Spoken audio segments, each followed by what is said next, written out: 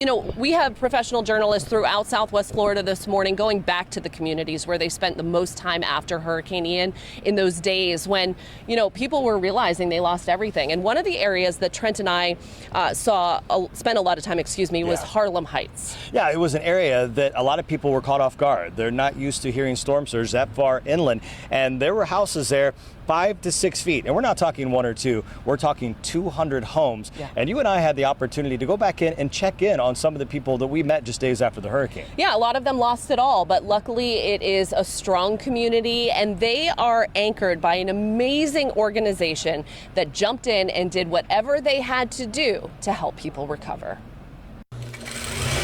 Sitting at the sewing machine makes Dina Rosado think of her childhood. My mother used to have a shop and I help her. So that's how I learned. A skill that keeps her busy even now.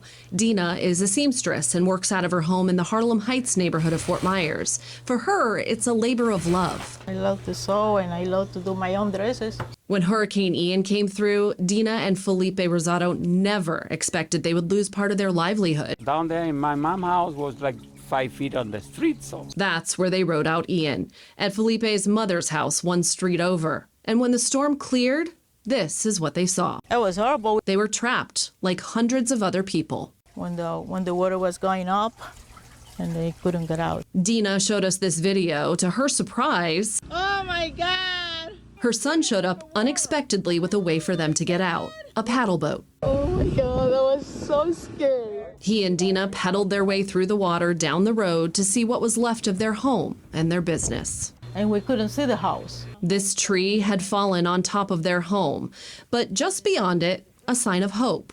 The Virgin Mary was still standing upright. But she was there, so I believe that she takes care of the house. The tree made a hole in the roof when it fell, and just about everything inside was soaked. So like their neighbors, the Rosados had to pile everything out on the sidewalk. But if you look at the sidewalks now, you can see the community looks so different 1 year after Ian hit.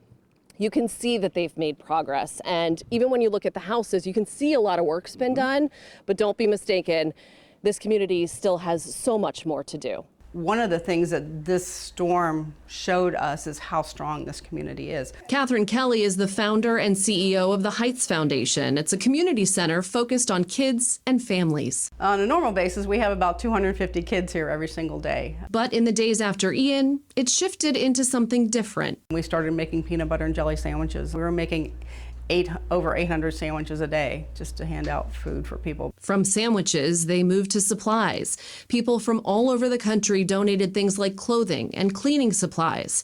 And then came the helpers. One of them was a group called Crisis Relief and Recovery, and they were there that first weekend, and they do hurricane relief. We mucked and gutted houses right away, saved so many houses in this neighborhood. Houses like Dina and Felipe's. She showed us where they ripped out the walls before mold could set in. That's what they cut off, and the white part was replaced. Exhausting, daunting work, but Catherine Kelly says the help kept coming. Another organization called AIM, Adventures and Missions, showed up on our door.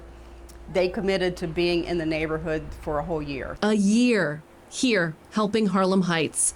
The group manages anywhere from 50 to 75 volunteers at a time from across the country. We're in these houses on a day-to-day basis, literally drywalling and mud and taping and hanging cabinets. Dina loves the new floors that the group put down in her sewing room. It was tiled, so they had to get it out, and they put epoxy, like paint.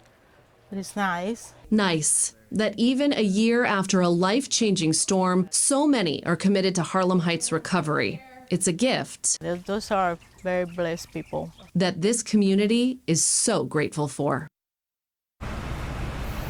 Yeah, you know, the Heights Foundation and all of those volunteer organizations that are still here. Think about that, still. 1 year after the storm. This is not their hometown. They are here helping us.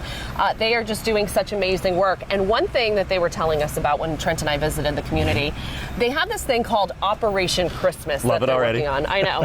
So the idea is right now they have about 60% of Harlem Heights back in their home. They want to make that 100% by Christmas, and they want them to be in their home and have it functional. Yeah, so that means they may not have the floors done. Maybe they don't have baseboards or cabinets yet or all their furniture, but they're in their house. And they're hoping to get that goal in their home by December 25th. Maybe a little bit sooner. That would be nice, right? It would be amazing, and they're going to have opportunities where you can help out. They're obviously going to need help from the community, but this is their big push, Operation Christmas, so we'll continue to cover that as they work to get those people back in their homes. Amazing stuff.